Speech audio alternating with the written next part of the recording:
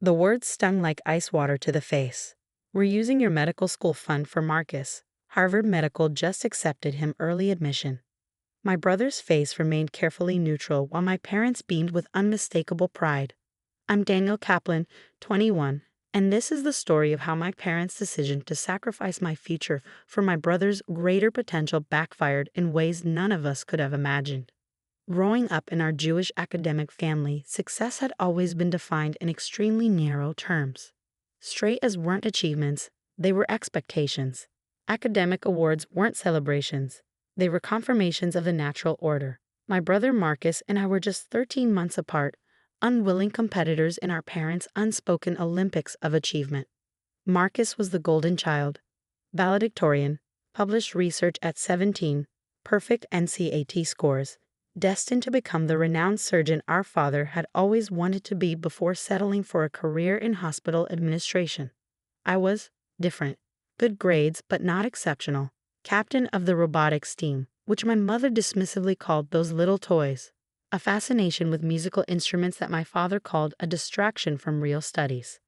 Only my grandfather, Zade Isaac, seemed to appreciate my different path. He lived in a small apartment above his workshop in Brooklyn, where I spent countless weekends learning to craft and repair musical instruments.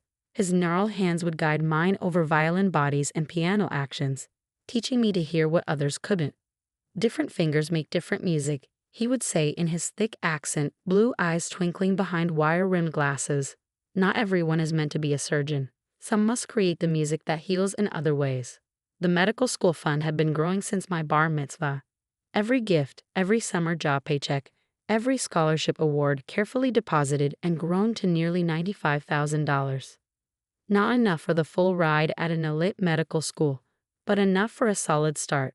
I'd been accepted to a good program, though not as prestigious as Harvard.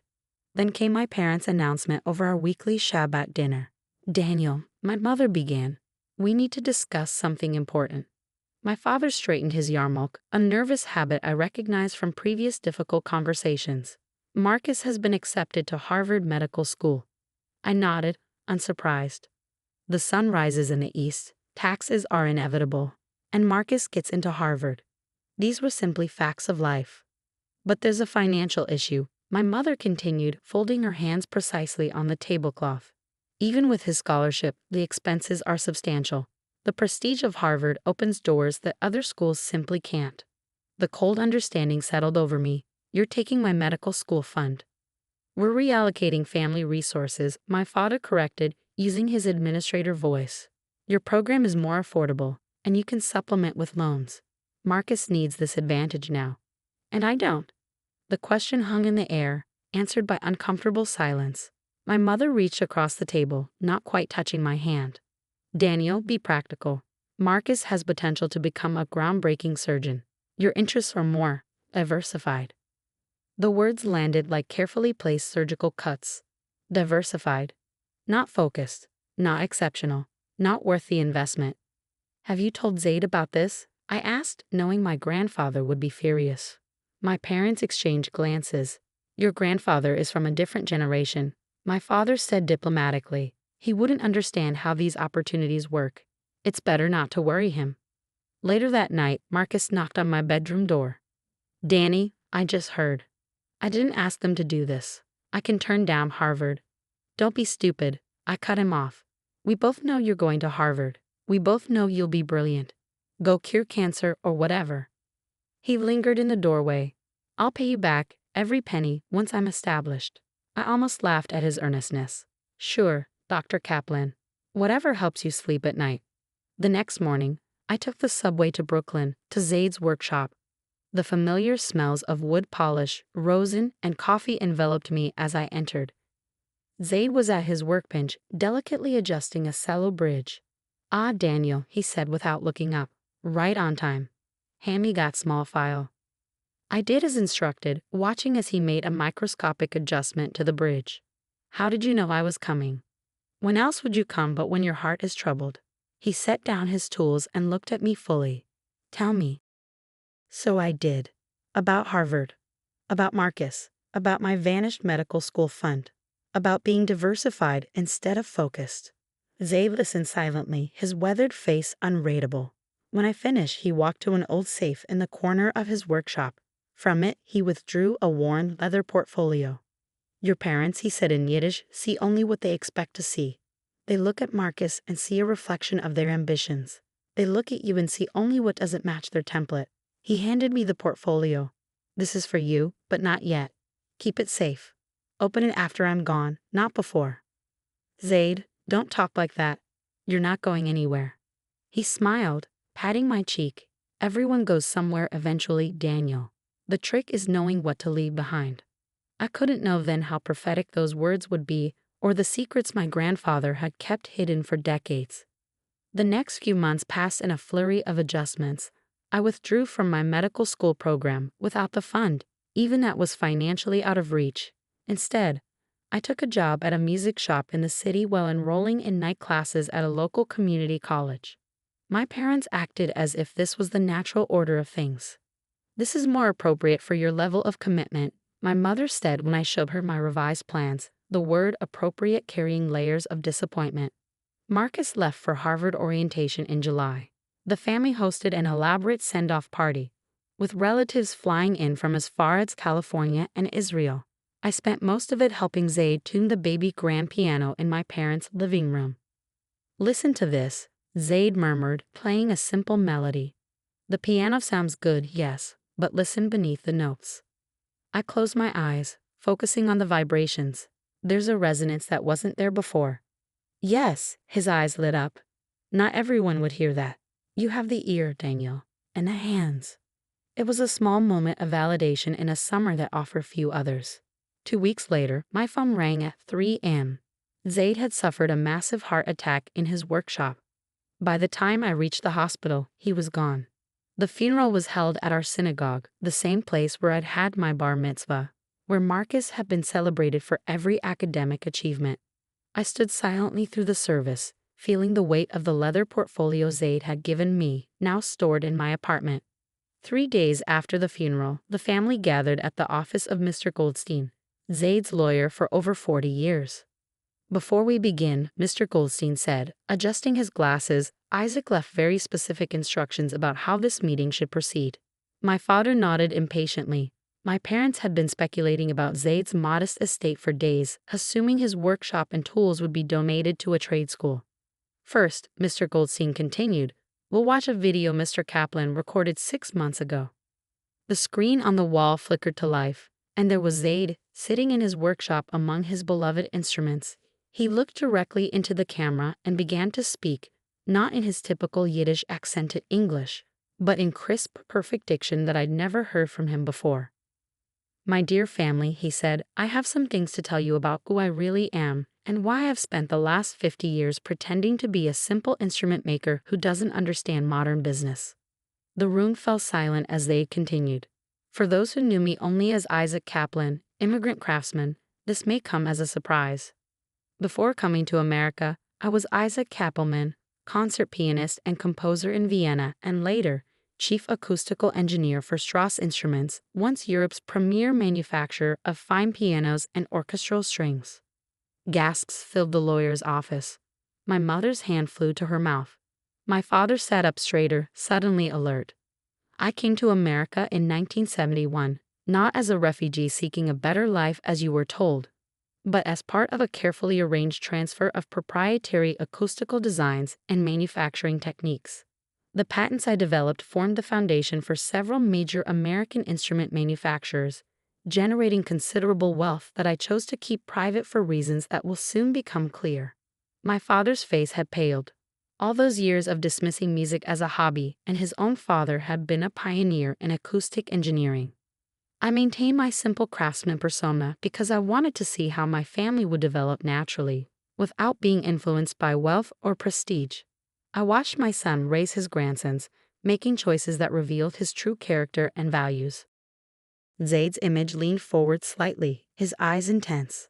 I watched you push Daniel aside in favor of Marcus, not because one was more talented than the other, but because one fit your narrow definition of success. You saw Marcus's academic achievements and were suitably impressed, but I saw Daniel's hands at work in my shop, solving acoustic problems that would challenge senior engineers at Steinway. My mother made a small sound. Marcus, who had flown back from Harvard for the funeral, stared at the floor. The instruments Daniel helped me restore weren't just old pianos and violins. They were tests I created. Engineering challenges disguised as simple repairs. Without formal training, working purely from intuition and self-taught knowledge, he solved acoustical problems that would challenge professionals with decades of experience. Tears blurred my vision as I remembered those long afternoons in the workshop, Zade watching quietly as I worked. He hadn't just been teaching me, he'd been evaluating me. And so, Zade continued, I made my decision. My estate, including my patents, investments, and total holdings of approximately $38 million, will be distributed as follows. The room erupted. $38 million? My Uncle William actually dropped his water glass, shattering it on the hardwood floor. To my grandson Marcus, I leave $1 million in a restricted educational trust. This should cover any expenses at Harvard Medical School and beyond, provided he maintains his academic standing. The money can only be used for legitimate educational and research expenses, verified by the trustee. Marcus's face showed confusion. $1 million was a fortune, but we could all tell there was more coming, and he wasn't going to get it. To my son and daughter-in-law, Zade continued, looking at my parents, I leave the sum of $500,000. With this stipulation, it can only be accessed after Daniel has received full funding for his education, as compensation for the medical school fund you redirected. My father started to object, but my mother gripped his arm, silencing him. They both looked stunned. The remainder of my estate, including all patents, workshop, tools, instrument collection, and investment portfolios, I leave to my grandson Daniel Kaplan. Not because he is more worthy than Marcus, but because he has demonstrated the same passion for acoustical innovation that drove my own career. More importantly, he has shown integrity and resilience in the face of family betrayal. I couldn't breathe. $36 million. Patents, the workshop, all of it. Additionally, Zade added with a slight smile, I've arranged for Daniel to have an apprenticeship at Steinway & Sons, should he choose to accept it. They've been searching for someone with his particular talents for some time. The video image of Zade sat back, his face softening. A final word to my family. Wealth does not create wisdom. Marcus, your academic achievements are admirable, but true success comes from more than test scores. Daniel, your path has been harder, but it has made you stronger. He looked directly at my parents. Remember that parents should nurture their children's natural gifts, not force them into predetermined molds. He looked directly into the camera one last time. The workshop is yours now, Daniel. The old Viennese violin in the display case has a false bottom in its case. You'll find all my research notes there. I think you'll know what to do with them. The screen went dark, leaving us in stunned silence. Mr. Goldstein cleared his throat. There are additional documents to sign, but the video will is legally binding. Mr. Kaplan had it properly witnessed and notarized. He was extremely thorough. The next few hours were a blur of paperwork and family drama. Marcus alternated between shocked silence and awkward congratulations. My parents sat stunned, occasionally murmuring about all those years and never knew. Uncle William suggested that, as the eldest male relative, he should manage the inheritance for me. My mother quickly seconded this, mentioning family responsibility and proper supervision.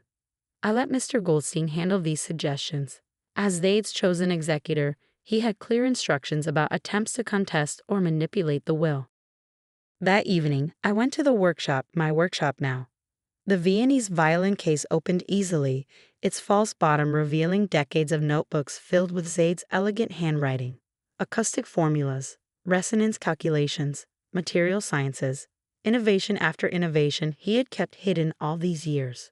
Mixed in with the technical papers was a personal letter addressed to me.